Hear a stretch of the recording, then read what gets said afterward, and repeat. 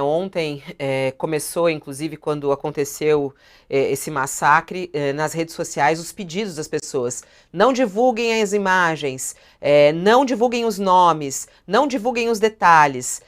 Para que as pessoas fizessem isso, né? Até inclusive os influenciadores e tudo mais. E aí depois veio também a questão a postura da imprensa, né? E alguns grupos de comunicação divulgaram realmente mudanças no protocolo de divulgação de casos como esse. O que você acha, Mili? É importante, você inclusive como muito usuária das redes sociais, é importante essa questão? Isso faz diferença? Sim, eu acho que faz diferença, sim, porque você tira da situação o engajamento pela celebridade, pela fama, por querer aparecer. Acho muito importante isso.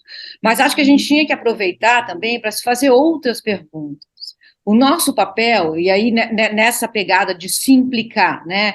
Eu preciso me implicar enquanto cidadã e eu preciso me implicar enquanto jornalista, né?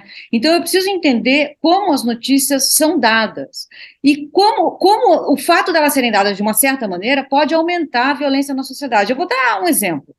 A gente continua falando em guerra às drogas, sem nenhum olhar crítico a isso. Não existe guerra às drogas. Não existe, a gente já deveria ter sabido disso, porque se existisse, já teria dado algum resultado. Você não fica meio século lutando uma guerra sem nenhum resultado e continua lutando essa guerra. A guerra às drogas é uma desculpa para seguir matando os mesmos de sempre, para seguir invadindo favelas, periferias, assassinando corpos negros. Então a gente da imprensa precisa se perguntar, quando a gente repete guerra às drogas sem nenhum olhar crítico, a gente legitima essas violências. Você liga a TV a partir das 5 horas da tarde, você vê programas altamente sanguinários.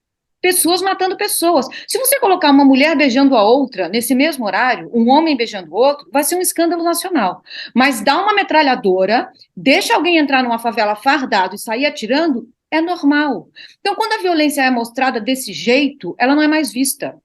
A gente não entende mais como violência. E é a gente da imprensa que está fazendo isso. Então a gente precisa se implicar. Quer ver uma outra coisa? O que é violência? A gente precisa também se perguntar, o que é violência? Claro que quando alguém entra com um machado numa creche e mata crianças, a gente entende a violência nua, crua, brutal, barbárie. Mas não é violência também um governador de estado, como o de São Paulo, tirar psicólogos de escolas públicas? O governador de São Paulo fez isso. A gente ou não noticiou, ou noticiou como se fosse a coisa mais normal do mundo. Não é. É violento. É violento que trabalhadores precisem se enfiar em lotações todos os dias para chegar e sair do trabalho.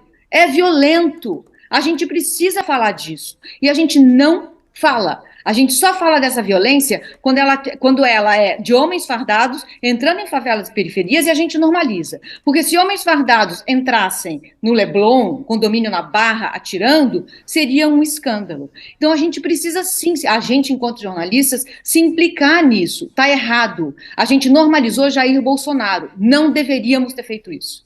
Desde sempre ele não é um candidato natural. Não é do campo democrático. A gente naturalizou Sérgio Moro e a Lava Jato. Nunca foi natural, sempre foi enviesado. Então eu acho que a gente tem que sim, é agora, gente. Não podemos mais deixar passar. Não haverá futuro se nós da imprensa não nos implicarmos na maneira como a gente conta as histórias e também nas histórias que a gente escolhe não contar. Isso é muito importante da gente fazer e é agora. É porque é isso, não vai parar, vai piorar.